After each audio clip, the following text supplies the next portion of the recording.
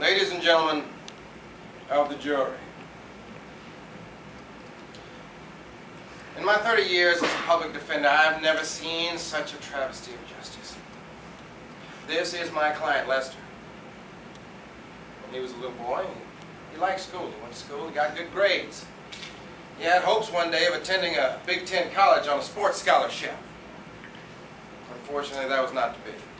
However, he is an industrious young man with an entrepreneurial spirit.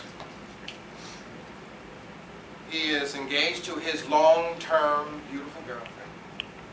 And he is about to be the father of twin baby girls. Unfortunately, this man sits accused of double first-degree murder. Now, how can this be? Now, let's look at the true facts of the case of that night. On the night in question, one of the hottest nights in San Francisco history, my client encountered one Stanley Williams, a notorious character known throughout the neighborhood as a rabid drug addict. Now, this is a real-world issue. I will not sugarcoat anything for you. My client was selling Mr. Williams crack cocaine. Mr. Williams tried to cheat my client. Now, according to the laws of the street, my client was compelled to make an example out of Mr. Williams. And so he withdrew a weapon in plain view of his friends and everybody in the immediate area. And in what can only be seen as an act of internal compassion, instead of blowing Mr. Stanley Williams away, he aimed the weapon skyward and fired. Nevertheless, Mr. Stanley Williams fell dead at his feet.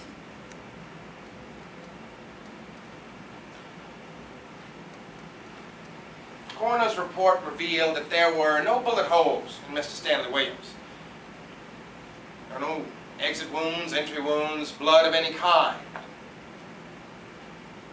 The coroner's report reveals that Mr. Stanley Williams, in fact, died of extreme heat exhaustion, coupled with an ongoing, rampaging drug addiction, and aligned with pure crack panic, not by the hands of my client. Secondly, and most tragically, my client is charged with the death of Mr. Stanley Williams' young son, 8-year-old Stanley Jr., who unfortunately died in an overheated car that he was commanded to enter and lock by his drug-addicted father. Again, not by the hands of this young man.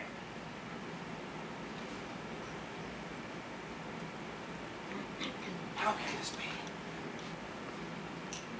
Why do we sit here in judgment of this young man, judging him for crimes he plainly did not commit, when all he has tried to do is provide for himself and his young family using what can only be seen as the equivalent of Stone Age tools,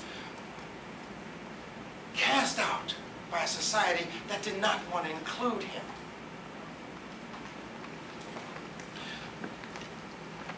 There is a much more important judgment issue on the table today. It is not clearly that did this man kill these people? That is clear. No. What is clear is that we should stand together and send a message. We should send a message to the politicians that come to this young man's neighborhood and promise to improve the conditions in that neighborhood, who promise to improve his education opportunities, to promise to give him a better job and a better life, and fail to live up to that promise every year. We have to judge a judicial system which pulls this young man in front of you, make him fight for his life for crimes he did not commit. And what do? They accuse the innocent and they wreak havoc in his neighborhood. Ladies and gentlemen of the jury, we all must stand beside young Lester today. We all stand in judgment today. We are one today. And we have an opportunity today to speak to those politicians and to speak to that unfair judicial system and say, together, united, we will not let this stand. Enough is too much, and we will have no more of it. Ladies and gentlemen, I ask you to join me in this fight, to free this young man. For in freeing him, you free us all. Ladies and gentlemen, I thank you. Will the accused rise? Stand tall, son. We're all in it together. Young man, you have been found guilty by a jury of your peers.